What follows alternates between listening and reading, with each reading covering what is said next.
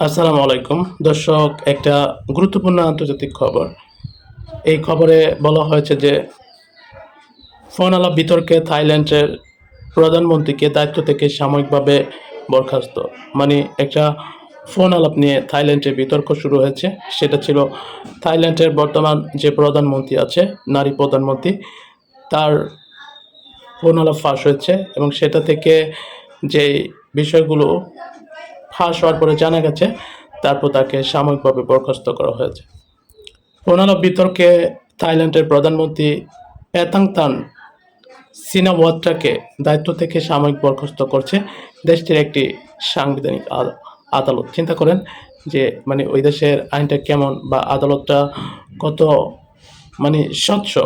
ঠিক আছে, যে একজন প্রধানমন্ত্রীর ফোন আলাপ ফাঁস হয়েছে, তার বিরুদ্ধে কয়েকজন সিনেটর বা কয়েকজন এমপি মন্ত্রী যাই না বলি না কেন, তারা তার বিরুদ্ধে একটা আবেদন করছে। এখন তাকে সেই প্রধানমন্ত্রীর পদ থেকে আপনার বরখাস্ত করে দিচ্ছে। আর আমাদের দেশে কি হয়, আমাদের দেশে আপনার প্রধানমন্ত্রী শুধু ফোন আলাপকে হাজার কোটি টাকা দুর্নীতি করে ফেলাইলো, কিংবা হাজার হাজার মানুষের জীবন কেড়ে নিল, তাকে এভাবে সরানো চায় না, তাকে বরখাস্ত করা যায় না, সে ক্ষমতায় ছাড়তে চায় না।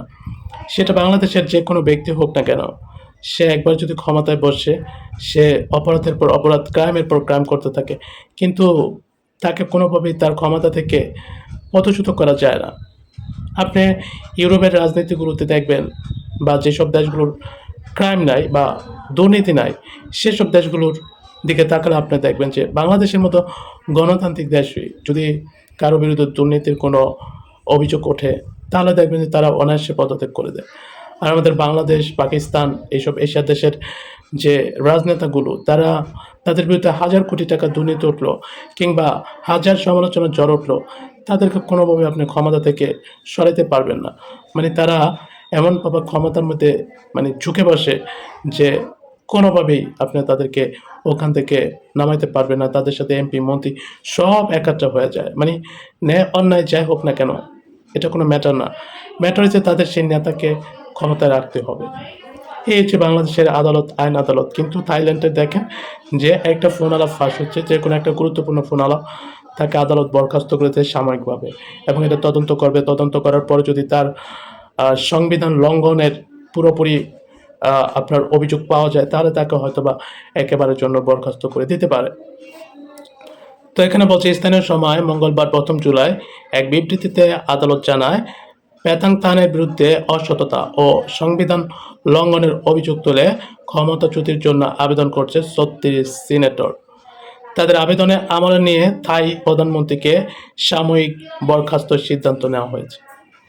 সিনেটরের আবেদনের চূড়ান্ত রায় না হওয়া পর্যন্ত দায়িত্ব পালন করতে পারবেন না তিনি। কম্বোডিয়ার সাবেক প্রধানমন্ত্রী হুন সেনের সাথে ফোন আলাপ ফাঁস হওয়ার পর থেকে তোপের মুখে পড়েন প্যাথাংথান। দেশটিতে তার পদত্যাগের দাবিতে হচ্ছে ব্যাপক আন্দোলন।